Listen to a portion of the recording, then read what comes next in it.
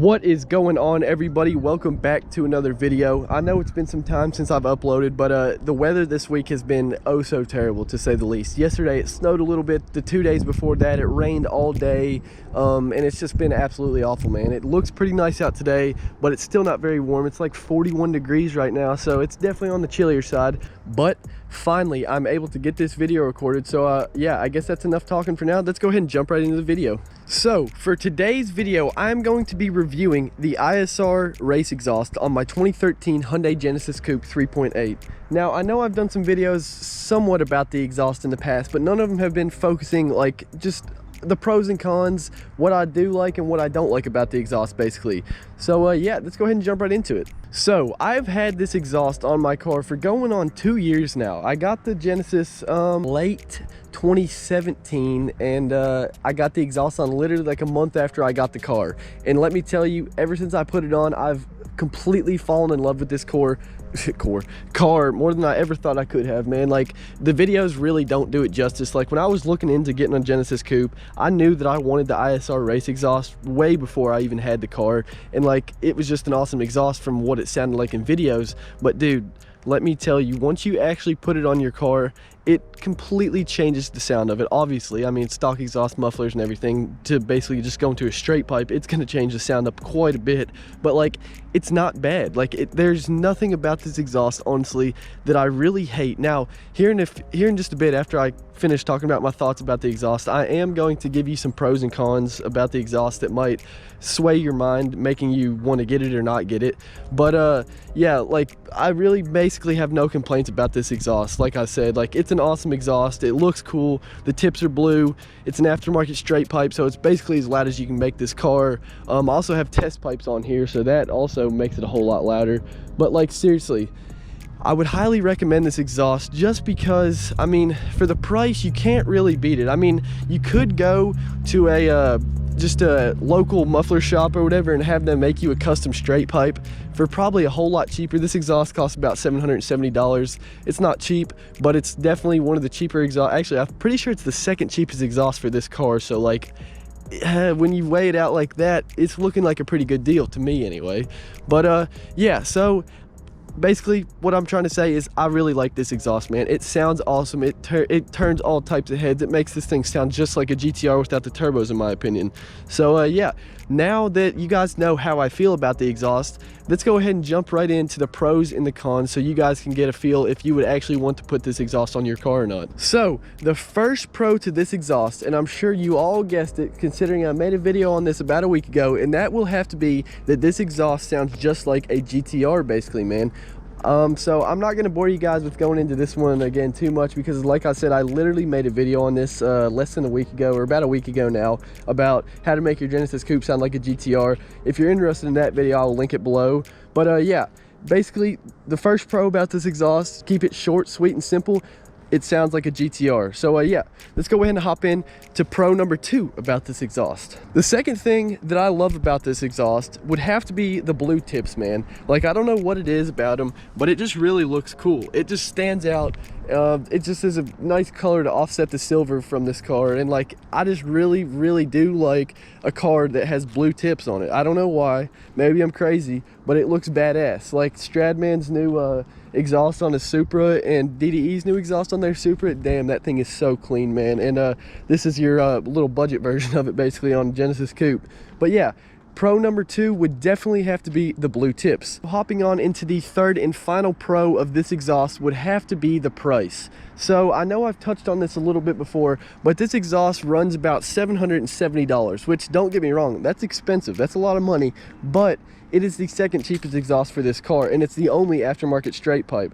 I'm pretty sure the next step up from this exhaust is like a $999 exhaust without shipping or something like that. And it's got mufflers and shit like that, and it does not sound near as good, in my opinion. Some of you guys might like it better because it doesn't drone as much or something, but we'll touch more on that here soon when I go into the cons. But yeah, the third and final pro that I have about this exhaust definitely has to be the price. I mean, for $770, you can't beat the sound. There's a $550-ish exhaust exhaust, the CNT V3, but that one, don't get me wrong, it sounds dope, but it's got mufflers and it just does not sound this dope. Now that we have discussed the 3 pros about this exhaust, let's go ahead and jump straight into the 3 cons that I have with the ISR Race Exhaust. The first con that I have with this exhaust, I touched on it a little tiny bit a few minutes ago, and that was about the drone, man. Now, like I said, this exhaust is an aftermarket straight pipe, so there's not really any escaping the drone, man. Like, you will always around I'd say the worst droning RPMs are probably like 2,000 to 2,500-ish in that area. Like, it's just a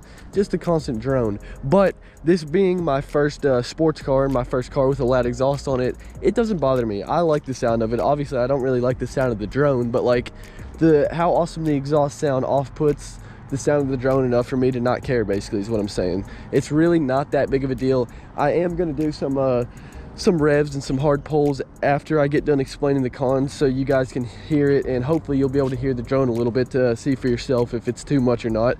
But just know that this exhaust does have drone, but that is of course because it's an aftermarket straight pipe.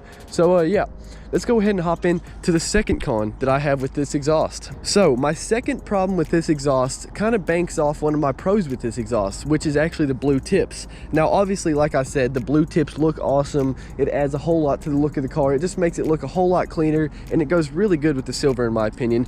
But this is not a titanium exhaust, so these tips are not blue because that's not the color of the metal. Like, these tips are blue because they were painted or dyed blue, basically. And as a result of having it on here for 2 years basically now, and everyday driving and a lot of hard driving, the tips, the blue on them, I don't know how well you can see this, but like, it's starting to fade away basically. Like, yeah, I'm pretty sure you can see that pretty good, but that's all just silver there now. Like, the whole tip was blue obviously, but after 2 years of daily driving, they've started to fade, and it's really not that big of a deal. It doesn't bother me too much, but it's just like, it's just kind of annoying, I guess, is what I'm trying to get at. So yeah, that's con number 2. Let's go ahead and jump into the third and final con that I have with this exhaust. My third and final complaint about this exhaust would have to be the fitment. Now, obviously, I know if I took it back to a mechanic, a exhaust shop, whatever, that they could get it aligned probably a whole lot better, but I do not know any mechanics personally, nor do I have the tools to get this car off the ground on my own and realign it. So unfortunately, until I take this car in to maybe do downpipes or something, the exhaust will stay misaligned. Now, I don't know if you can really tell, but like, this side right here droops quite a bit more than this side. I'm pretty sure it picks up pretty nicely on camera. Like, this side's a lot closer up over here, and this side has a lot more room in between it here.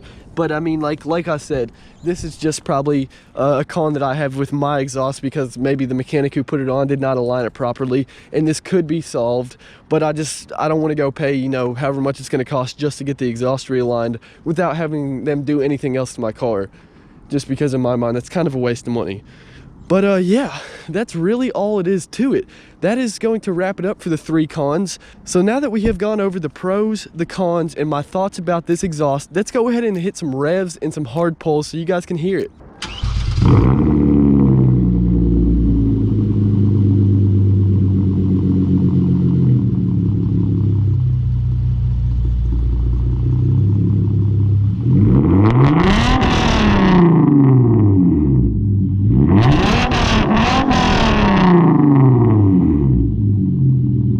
Shift it on down into first gear, sport mode, AC off, let's get it.